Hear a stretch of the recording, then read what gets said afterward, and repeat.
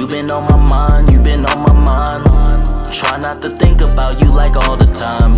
I'm asking myself where did all the memories go. It's hard to be myself ever since you been gone. As I'm chilling at this party, I realize I don't even wanna be here. I'd rather be alone with you, and this liquor make it hard to see it clear. Always wondering if I'm good enough, but you make me feel like I am. I've been stressed a lot, but I make it out, and that's just the person I am. Yeah. It's me, SimbaTv. Bang! What is good, YouTube fam? It's your boy Simba coming back here again with another reaction video for you guys today. For today's reaction video, we got Mr. Ballin. This man is the reason the death penalty exists. So let's jump up in it, man. Today's story involves one of the most graphic and upsetting sequences I've ever covered on any story. It also involves harm to minors, so viewer discretion is advised. But before we get into today's story, if you're a fan of the strange, dark, and mysterious delivered in story format, then you've come to the right place, because that's all we do, and we upload 2 or 3 times every week. So if that's of interest to you, please sneak into the like button's house in the middle of the night and unplug their iPhone in the middle of a software update. Also, please subscribe to our channel and turn on all notifications so you don't miss any of our weekly uploads. All right, let's get into today's story. Ooh, this is about to be heavy, man. I can already tell.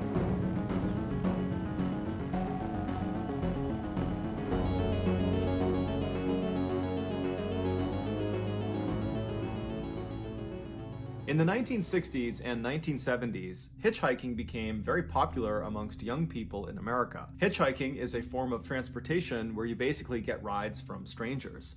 And so the way it works is a hitchhiker will stand on the side of a busy road and they'll extend their arm out and they'll kind of... Y'all niggas was crazy back in the day, because boy, man, with all the serial killers and stuff that was running around back then, y'all was playing a risky ass game. Like, hold their thumb up, which I take the signals bus. to passing motorists that they want to hitchhike. That's the kind of universal sign for hitchhiking. And then a willing motorist, when they see a hitchhiker, they'll pull up alongside and offer a ride. Now, today, it seems unfathomably dangerous to just hop into a stranger's car, or conversely, for a motorist to pick up a random stranger on the side of the road. But back then, this was considered totally normal and socially acceptable. And so with that in mind, on September 29th, 1978, a 15-year-old girl named Mary Vincent was standing on the side of a highway just outside of Modesto, California, which is not far from San Francisco, California. Mary was a rebellious teenager who had recently run away from her home in Las Vegas, Nevada. Her parents were going through a very nasty divorce, and she just couldn't stand to be in the house anymore, and so that's why she had run away. Oh, wow. So she had hitchhiked all the way up to Los Angeles, California, where her grandfather lived. But after only being there for a couple of days, she became unbelievably homesick and wanted to go back and be around her parents and her family. And so one day when her grandfather was out, she slipped out of his house and she began hitchhiking back to Las Vegas, Nevada. And so she had hitchhiked from Los Angeles to Modesto, California. Bro, that's a long ass way, okay? Cause I drive to, I'm from fucking LA, you know, but I live in Nevada. I live in Reno. I drive 8 hours to LA.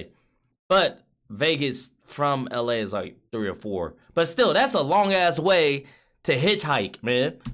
That's where the first person was willing to drive her to. And so she was on that strip of highway in Modesto looking for another ride that could take her farther south. She was on this highway with 2 other young hitchhikers. They all had these signs that said going south. So they weren't just holding their thumbs out, they were holding these signs.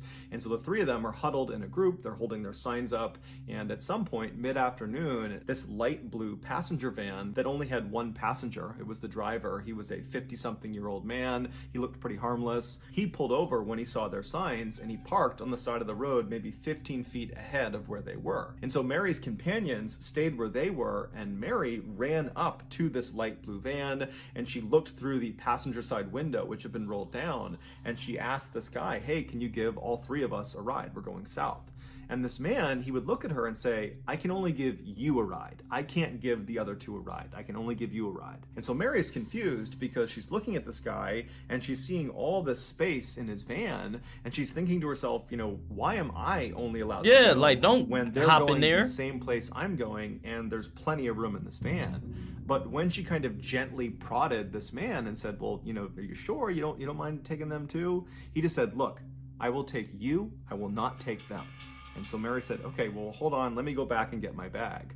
And so he stays. Oh, you far. crazy! She leaves the van and she runs back to the other two people she was with, and she explains the situation. And they tell her, Mary, this is not good. There's clearly something off with this guy. But Mary, even though she too shared this kind of reservation about this guy, she was so desperate to get home. She was so homesick that she couldn't face the idea of having to wait around for another ride, which might not come until the next day or the day after, because not every motorist is willing to pick up hitchhikers. And she just did not want to wait any longer. And so she told her companions that, guys, I'm going to take the ride. And so she says goodbye to her two friends, she grabs her bag, and she runs back up to the van, and she hops in the passenger seat. As soon as she sat down and closed the door, this man pulled back out onto the road and started driving, and then he turned and looked at Mary and introduced himself. His name was Lawrence Singleton, and he was 50 years old. And then Mary, she introduced herself, and then they have some small talk, and very quickly, Mary feels at ease around Lawrence. He kind of reminded her of her grandfather. He was very nice, very polite. And so when she started to feel tired, pretty early on in their trip, she said, hey, Lawrence, do you mind if I doze off while you drive? And Lawrence would say, no problem, go ahead, go to sleep. And so Mary turned away from Lawrence and kind of curled up on the seat, and pretty quickly she was asleep. A little while later, when she woke up, she looked out the window and immediately could tell they were going the wrong way. So she turns to Lawrence and says, we're going the wrong way. And Lawrence would say, oh, you know what? I made a mistake. I'll get us turned around. Sorry about that. I had no idea. But Mary's thinking to herself, we're really far in the wrong direction. And there's no way he accidentally did this. But she kind of bit her tongue because Lawrence would actually turn around and start going in the right direction. And so they're traveling in the proper direction for a little while, and Mary's totally on edge, but she's careful not to give that off to Lawrence because she doesn't really know this guy. And even though he did make her feel comfortable, she just doesn't really know what his intentions are. And so she's just kind of looking around pretty apprehensively. And then they pull into this stretch of highway that kind of ran through this fairly forested area where very few cars were on this stretch of road. And Lawrence suddenly tells Mary that he wants to pull over because he has to go to the bathroom. He wants to relieve himself. And so Mary kind of apprehensively says, yeah, okay, that's fine. And so as Lawrence is beginning to pull off of the highway, Mary happens to look down at her feet, and she notices one of her shoes is untied. And instinctually, Mary just thought to herself, I better make sure that shoe gets tied because I might need to run away from this guy. Right. But she didn't want to reach down and start tying her shoe. It was kind of awkward because the space was small, and she was worried it would be kind of suspicious if she did it. And so she thought, okay, as soon as we pull off, I'll get out of the car and I'll tie my shoe. And so Lawrence, he pulls over, but he doesn't just pull over onto the shoulder of this road. Instead, he pulls into this access road that kind of trails into the forest. And so as soon as he turned onto this road, the alarm bells are going off in Mary's head. She knows something is wrong, but she doesn't really know what to say to Lawrence because he's not talking to her, and she doesn't really want to look at him. And so she's just kind of going over in her head what she's going to do. Is she going to run? Is she going to confront him? She doesn't know. And then eventually, after about a minute or so, when they are far enough away from the main road that no one on that road could see them, they're pretty far into this forest, Lawrence stops the car and he hops out to go relieve himself. And immediately Mary, she hops out of the car too, and she bends down to tie her shoe. Before she could finish tying her shoe, suddenly something smacked her hard in the back of the head and it knocked her unconscious. It was Lawrence. He had hid a hammer next to his seat, and when he had gotten out, he did not go relieve himself. Instead, he walked around the vehicle and smashed her in the head. When Mary came to, she realized she was laying down in the back of the van, and as she was looking out the windows, she could see that they were still parked out in the middle of the forest. And then when she tried to move, she realized her hands, her feet, everything had been tied down to the van. She couldn't move.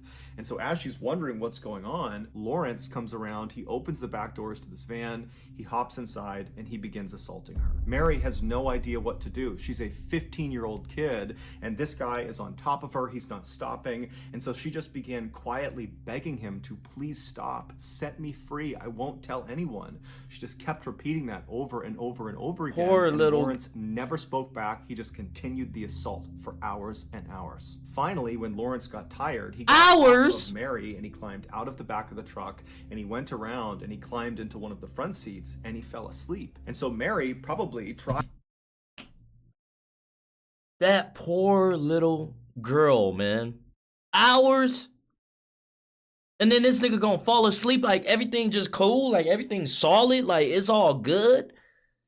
Special fucking place in hell. Tried to free herself from her restraints, but there was nothing she could do. The restraints were tied too tightly, and so for hours she must have just laid there wondering what was going to happen to her. And then at some point in the middle of the night, Lawrence wakes up again, and without saying a word to Mary, he just climbs out of the van and gets into the driver's seat, and then drives the van out of the forest. He drives on the main road for a little while until he turns down another access road that takes them away from the main road, so away from any prying eyes, and he comes to a stop somewhere out in this forest in the middle of this big canyon. Lawrence parks the van, he climbs out and walks around to the back. He opens up the back doors where Mary is laying there whimpering and crying and begging to be set free.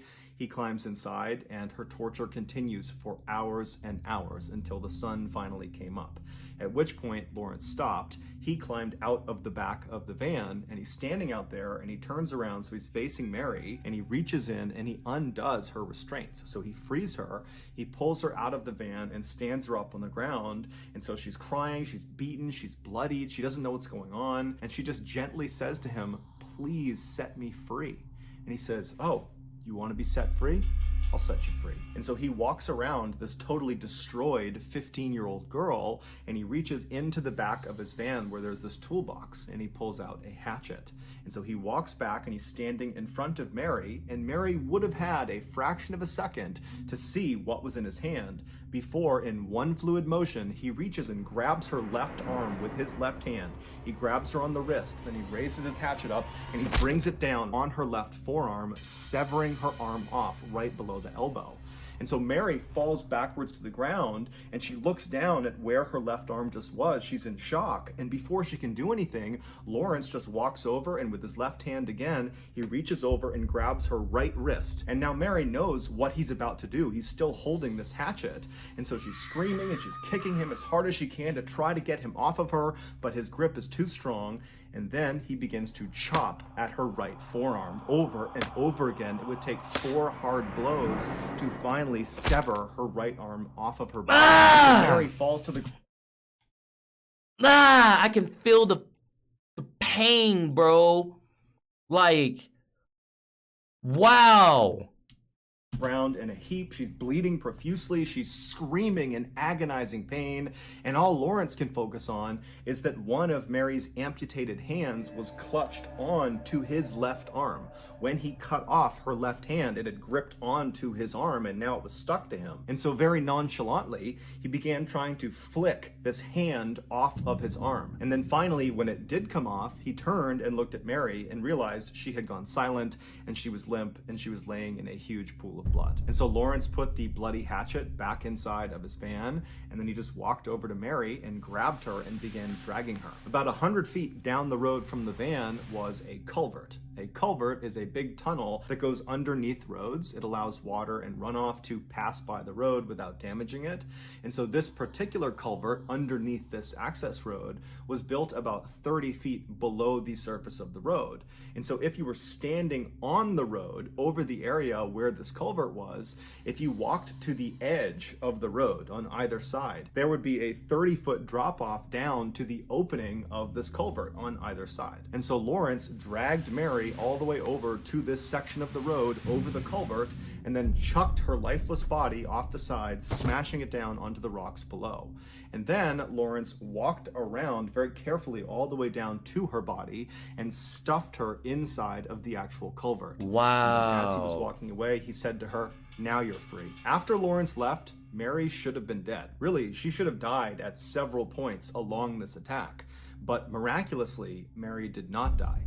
And in fact, she would later say she vividly remembered the entire attack. She was fully lucid, fully conscious, fully aware for the entire thing, save for the moment when she was knocked unconscious by the hammer. And so she vividly remembered having her arms amputated. Oh! And she specifically remembered one particular point in the beginning, before her left arm, the first arm, had been amputated. He grabbed her left wrist, and she in turn instinctively grabbed with her left hand onto his left arm. So she's clutching onto him. And so when he came down and cut her arm off, she began falling backwards, but she remembered thinking to herself, why am I falling backwards? I just grabbed onto his arm. I had a firm grip. And then as she's falling, it's like time is standing still. She literally saw her hand still clutching his arm and then cut off of her body. And then when Lawrence cut off her right arm, despite being in agonizing pain, it's like she instinctively understood that she has to pretend to be dead. Otherwise, she will die. And so she went totally limp, her eyes were half open, and she watched as Lawrence is flicking her left hand, the one that she thought she had gripped onto when she was falling back. She watched as he shook that hand off of his arm.